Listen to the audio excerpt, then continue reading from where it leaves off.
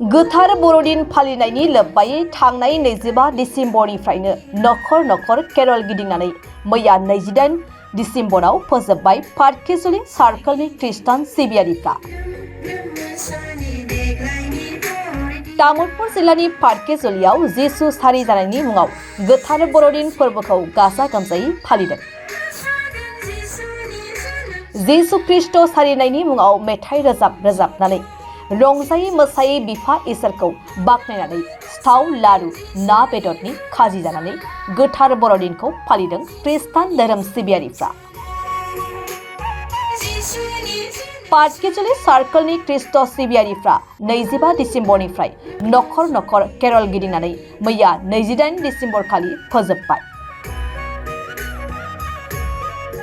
पाटकेजुलि सार्कलनि गिर्जायाव गासै मोन 167 नखरनि गासै 800 सुबुंफ्रा बाहागो लायो।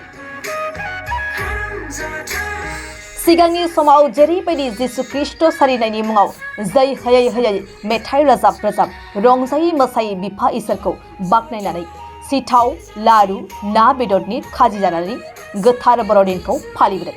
बेबायदिनो नखर नखर केरल गिदिंनानै मैया पाटकेजुलि बयज हस्टेलनि लांगोनायाव रंजायै मोसायै केरल गिदिंनायखौ फोजोबफैयो। जिसु ख्रीष्ट सारिनायनि मुङाव जै होयै मेथाइ रोजाब रंजायै मोसायै बिफा इसोरखौ बाख्नायनानै केरल गिदिंनायखौ फोजोबनाय समाव पाटकेजुलि सार्कलनि पास्टर रेभारेन्ड हेमन्त नार्जारी, सानजा पाटकेजुलि मण्डलीनि आफादगिरि इवन बसुमतारी आरो गाहाय नेहाथारि रबुआन बसुमतारी बिथांमोना मा बुंदों फै खोनासंनि। मानगोनां नोंथांमोनखौ हाजासे हामबायहोदों आरो जोंनि बे 2024 मायथाइनि गेदेर साननि मुङाव नोंथांमोननि अननाय सिबिनाय आरो गाहाम हामलायनायखौ जासिहरग्रोबाय। माबायदि रंजादों नोंथांमोना? जोंथ' बे गेदेर सानावहाय बेबायदिनो बारग'लांनाय बोसोरफ्राव जेरैबायदि जोङो गोबां मोसानाय मुसुरनाय आरो बेबायदिनो इसोरनि बानिफोरजोंहाय जोङो गोबां रंजादों। गुबुन बोसोराव जेरैबायदि जोङो रंजादों बेबायदिनो जोंबो बे बोसोरावहाय जोङो इसोर आफानि गेदेर अननायजों जोङो मोजां देहाफोरखौ लानानै जों गोबां रंजानो हादों। दिनै 25 तारिखनिफ्राय लानानै दिनै 28 तारिखनि बे मोनाबिलियाव जोङो जोबथा बर'दिननि नामाव रंजास्रादों। नोंथांमोना उनजों नुगासिनो दं जोंनि फोथायग्रा लोगोफोर।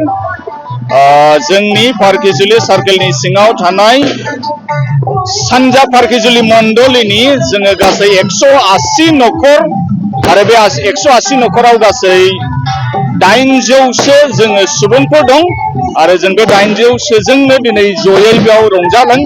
लोगोसे जोंनि गिर्जानिल' नङा, खाथि खालानि जोंनि आलासिफोर एबा गुबुन धोरोमनि मानसिफोरबो एबा गुबुन जातिफोरबो, बर'फोरल' नङा, गुबुन बे जायगायाव दङ। बयबो जिसु ख्रीष्टनि जोनोम सानखौ लानानै रंजादों। जोङो रंजायो मानोना जिसु ख्रीष्टआ बे बुहुमाव 2000सोनि सिगां फैदोंब्लाबो बिनि बुंनाया, बिनि फोरोंनाय बोसोनफोरा दिनैसिम जोंनि थाखाय रिलेभेन्ट आरो जों बिनि बोसोनफोरखौ मानियो आरो बियो गासै बुहुमनि सुबुंफोरखौ अननानैनो बे बुहुमाव जोनोम जाबाय, बेनिखायनो जों रंजायो।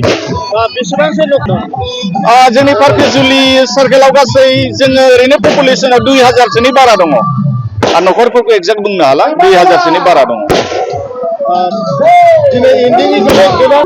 नोंगौ जोबथा, मानोना जों इसोरनि अननायजों थांनाय सानब्रैखौ मोजां दिनफोर मोननानै रंजाबोनो मोनबाय। जों नखर नखर थांनानै जिसु ख्रीष्टनि जोनोम जानाय दिनखौ लानानै रंजाबोनो मोनबाय, खोन्थाबोनो मोनबाय। जोङो खुसि। लाख'हायै माने जोबोद खुसि। जोंनि गासै फोथायग्रा लोगोफोर, नोंसोरो उनाव नुबाय, बिसोरो गोसोआव खुसिखायसो बेबायदि रंजानायखौ रंजादों मोनदों आरो।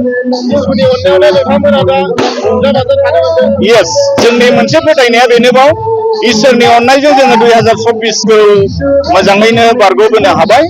दा फैगोन बोसोरावबो जों इसोरनियाव बोर बियो। 2025आबो जोंनि थाखायल' नङा, गासै सुबुं माहारिनि थाखाय इसोरनि अननायजों जेन' बे फैगोन 2025आबो मोजां जायो, बेखौनो जों कामना खालामनानै इसोरनियाव प्रार्थना खालामो। थेंक इउ एन्ड गड ब्लेस इउ। जोङो 2024 सन, बे 2024 सनाव जोङो जोंनि प्रभु जिसु ख्रीष्टनि जोनोम सानखौ बेबायदिनो नखर नखर जों थांनानै जोङो साखि होबायो बे साखि होबायनायाव जों खमबाबो जों 166 घर दङ जोङो बे 166 घरखौ जोङो गिदिङै गिदिङै दिनै 28 तारिख बे 28 तारिखआव जोङो जोबथा फोरबो मानिबाय आरो बे फोरबो मानिनायाव गोबां आइजोफोर युथफोर आरो बेबायदिनो जोंनि व्यक्तिफोर जेनेबा जोंनि दैदेनगिरिफोर ज' जानानै जोङो बेवहाय मोजाङै फोरबो फालियो आरो बे जोबथा फालिनायाव बयबो बाहागो लानानै रंजायो आरो बिराद मोजां जायो ओंखायनो बेखौ बयबो सापर्ट खालामनायखाय जों बेबायदि प्रग्रामखौ खालामदों आरो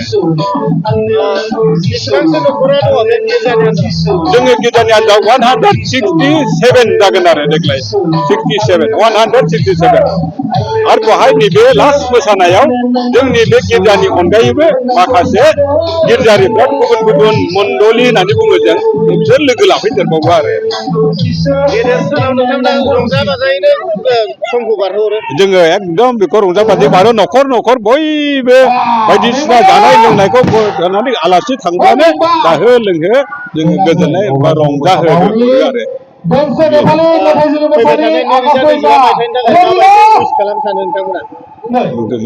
फैगौ 2025 मायथाइखौ नोजोर होनानै आरो बेबायदिनो जोङो दा बेखौ मिजिं थिदों जोंनि बासायगिरि इसोर आफाया जोंखौ फैगोन बोसोरावबो जेरै 2024आवहाय जोंखौहाय जेरै मोजाङैनो बर'दिनखौ फालिहोबाय बेबायदिनो जों 2025खौबो जोंखौ बोसोरसे मोजाङै दैदेनलांनानै जोङो फैगौ 25 तारिखआवबो 25 सनावबो जोङो इसोर आफानि बे जिसु ख्रिस्ट'नि जोनोम सानखौ मोजांथारै फालिनो हागोन होननानै जों मिजिं थियो आरो